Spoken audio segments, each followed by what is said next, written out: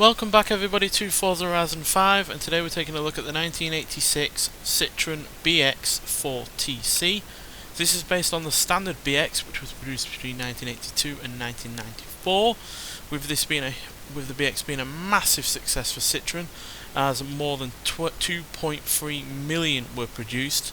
Unfortunately, only around 200 of this version were ever planned, but only 62 of those were ever sold, and several of those were actually bought back by Citroën due to concerns over build quality and reliability, and the ones he did buy back were generally scrapped and destroyed. So yeah, very few of these still remain, so it's a real gem of a surprise that the guys at Forza Horizon have been able to actually find one of these, and one that is in such good nick as well. So yeah, this was the road-going version of a rally car that was competed in the 1986 World Rally Championship. Unfortunately, it wasn't particularly successful. Its highest position ever got was 6th place in the Swedish Rally, and that's due to it having numerous amounts of issues that really held it back from being as good as it could have been. So yeah, it was overweight, it had bad weight distribution. This road-going version, for instance, has 62% of its weight up front. It's also had no central differential either, so yeah, you couldn't really have the power between the front and rear wheels. It is all-wheel drive after all. Could not be properly, calibrated or tuned or anything like that, or dealt with in any way, determined based on what the conditions were on the road. So especially on tarmac, it was all over the place. The front and the rear were basically competing against one another to deliver the most amount of power. So it's apparently a bit of a handful, but it did have some benefits. It had the hydropneumatic suspension that Citroën had become known for, so it could be lowered and raised at will, and it also has a 5-speed gearbox to make the most of its power. So yeah, and even though it is somewhat based on the standard BX, as you can see, it does not have standard looks in any way. You've got bulging sides on the rear there. The front is also longer, as the engine was mounted longitudinally rather than transaxially. So that basically means cylinder 1 is at the back and cylinder 4 is right at the front. And then add on to that the fact it's also got a turbocharging, means that the whole front had to be extended, which is why this is not only a longer car than the standard car, but also why it had so many front weight issues. So you can see this when we open up the bonnet. As you can see, the engine is pretty much all the way in front of the front wheels. So kind of like an Audi in that regard, but Audi were able to have good handling rally cars at the end of the day. That's why they won so many championships. That's why they innovated using all-wheel drive at the World Rally Championship. So they were able to make the most of the all-wheel drive, because it did have a central diff, it did have a clever all-wheel drive system, it did have plenty of power as well to make up for any weight that it had going on. So which is not the case for this. So as we've already talked a bit about the engine, we'll be able to talk about it some more. So 197 horsepower, 217 pounds-feet of torque from its 2.1 litre turbocharged inline-4 engine. So not a massive amount of power by any means, and it does weigh 2,822 pounds, so it's got about the same kind of power and torque that you'd be looking at from a modern hot hatchback. The more mid-range level ones, not obviously the Civic Type R's and Mercedes A-Class version AMGs, for instance, but certainly the likes of your Vauxhall Corsas and your Fiat Barths and your ordinary Volkswagen Golf GTI, for instance. So but obviously it does weigh a bit more than some of those as well, at 2,822 pounds. But it does have plenty of room in the front and the rear. But at the end of the day, this is a big Citroën, and therefore you do have some oddities going for it. You've got this steering wheel, which is not quite the one-prong one that you'd have in the much bigger Citroëns from the time, but it's still a little bit more innovative than some of the steering wheels at the time.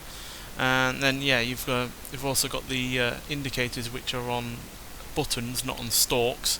Not sure if you can see the little arrow there to the left of the steering wheel, but that is the indicator, because that's why there's no stalks at all on this car behind the steering wheel, because everything is via buttons, including the wipers and such and such. So you've got plenty of room in the back as well. despite the bulging doors. As you can see, I doubt they're very lightweight to open and close, but yeah, plenty of leg room in there, and seating for 2. And you've also got a decent sized boot to go alongside that, although it is mostly full of spare wheel, as you can see. But if you remove that and the parcel shelf, you'd have plenty of room. Not sure if the seats can be actually lowered at the back, but still a decent amount of room in the back. And yeah, looks wise, even though it's not perfect, it is a little bit square. But I do like the rear spoiler, I do like the decals it's got going on down the side. I like the well, yeah, the extra lights that are in the middle. Not sure if they actually work, but yeah, I do like the look of those. And yeah, I just kind of like the look of it. It's French in a lot of ways, in the fact it's a little bit odd, a little bit quirky, but yeah, also not running with the crowd either. You'll also notice that it's only got one windscreen wiper, which, because it really does stretch right across, kind of saves weight, I guess, in some regards, if only having one wiper and one motor. But yeah, it's a bit odd in that regards to only have one. The wheels are pure 80s as well. Not sure they'd fit any other car in terms of looks, but it sort of worked for this one. So yeah, but nonetheless, let's get out onto the open road and see what this car can do. Right, so here we are at the drag strip, so let's see what this car can do before we hit the speed camera, and then we'll get it around the racetrack. So yeah, this is by no means anywhere near as quick as, say, the Audi Quattro road car from the same decade as this, or the Lancia Delta S4, or the 037, or any other kind of rally road cars at the time. I imagine even the Peugeot 205 T16 is quicker than this in a straight line. Maybe it's quicker than the Renault 5 Turbo, but yeah, it's nowhere near a match for some other cars that were also road-going rally cars. And they got 106 mile an hour, which is not particularly great. And yeah, handling-wise, you can definitely tell that it had its flaws. And the hydro pneumatic suspension is quite soft. It does kind of lean in the corners when you're properly going for it. But this is the kind of car that I like. I like a car that has its issues, because it just adds to the overall charm of driving the thing. Because, you know, we can all have the perfect supercar or hypercar that doesn't put a foot wrong, you know, gets to 60 in less than 3 seconds and can do more than 200 mile an hour. But yeah, to have cars that have flaws but are also still fun to drive is a kind of a rarity, to be honest. We don't have many of those on this game, or other Forza games, for instance. So yeah, we're in high-end C-Class, and yeah, the stats are not brilliant, as you can see. Speed and handling and acceleration is sort of okay. Off-road capability is pretty decent for what is a road car, although obviously it is a rally road car. But yeah, the braking isn't great, and the launch is pretty awful as well. Primarily probably because the power isn't able to really be put down properly due to the archaic all-wheel drive system, which yeah, is basically just, you know, 2 axles with the power going through them, and yeah, like I said, no central differential means that power cannot be split evenly, or, you know, have the power going to the rear wheels when there's you know, too much power going through the front wheels. It's just purely all 4 wheels are all being powered all at the same time by the same amount of power, and to hell with whether or not that's going to help you around a corner or not, basically. So yeah, but nonetheless, let's hear what this car sounds like, and then we'll talk about it some more.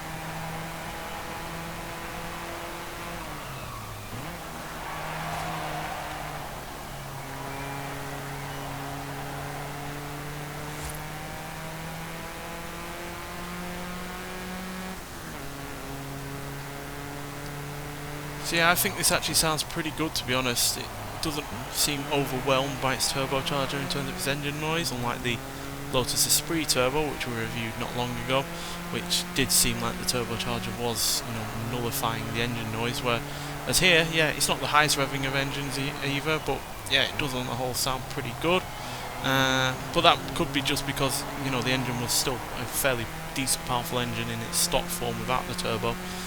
and yet the turbo hasn't added a massive amount of power. At the end of the day, we're still only dealing with less than 200 horsepower. So yeah, but it sounds good. Handling wise, it's not brilliant, but I feel like because it doesn't have all that much power and therefore not all that much in the way of speed, the handling really isn't being pushed to its limits. So yeah, you can obviously get it wrong, and those brakes aren't certainly going to help in getting things right, but yeah, it could be a hell of a lot worse, which it probably would be if you did pack it full of more power and didn't upgrade anything else on it. But as it is in stock form, it's fairly decent. It's nothing exciting or riveting or anything like that, but it does the job. Acceleration wise, well, you're dealing with 60 in 7.179 seconds. 0 to 100 is dealt with in 19 seconds dead, and it goes to a top speed of 142 miles an hour, which for a sub 200 horsepower car from nearly 40 years ago is pretty damn solid, to be honest. And yeah, that just means that the 5-speed gearbox is really making the most of its power. So considering all the flaws, the fact it was a flop at the World Rally Championship, which yeah, even though if Citroën wanted to improve it and fine-tune it or anything like that, they really wouldn't be able to, because this was part of the Group B Rally Championships, and yeah, Group B got cancelled in the following year and never came back because of two horrific crashes that happened in 1986. A few people died in a crash with spectators, and then a driver and his co-pilot also died in a horrific crash in a Lancia Delta S4. So yeah, that basically killed off any chances of this car ever becoming a rally classic. But several reasons why I'm really glad this is on the game. Firstly, it's a new Citroën that we've never had before. We don't have many Citroëns on Forza games, so to get one that we've never had before is a great thing. We've also never had anything from the BX range of cars from Citroën, and obviously they became kind of iconic after Top Gear used them in a rather spectacular fashion. Then we don't have many French cars from the 80s either. We've only ever really had the Renault 5 Turbo and the Peugeot 205, so to have another French car from Citroën, no less, is always a good thing. And at the end of the day, this is extremely rare and yeah, really rather quite unique, because how many Citroëns can you name that have four-wheel drive? And that basically sums that up in that regard, but also because it's really, really rare. You're not likely going to ever see one of these out on the open road, so have one in this game just means that more people can see it, more people can experience it in some regard, and that's always a positive as far as I'm concerned. And lastly, I'm a fan of older French cars, so yeah, just to have one like this is always a plus. So yeah, on the whole, I'm really, really pleased that this is in the game, even if it's by no means perfect and by no means as good as other road going rally cars from the same period. So yeah, you can get this in the festival playlist for only 20 points. It's well worth getting. I highly recommend doing so if you haven't already. But thank you for watching, and I'll see you in the next one. Bye.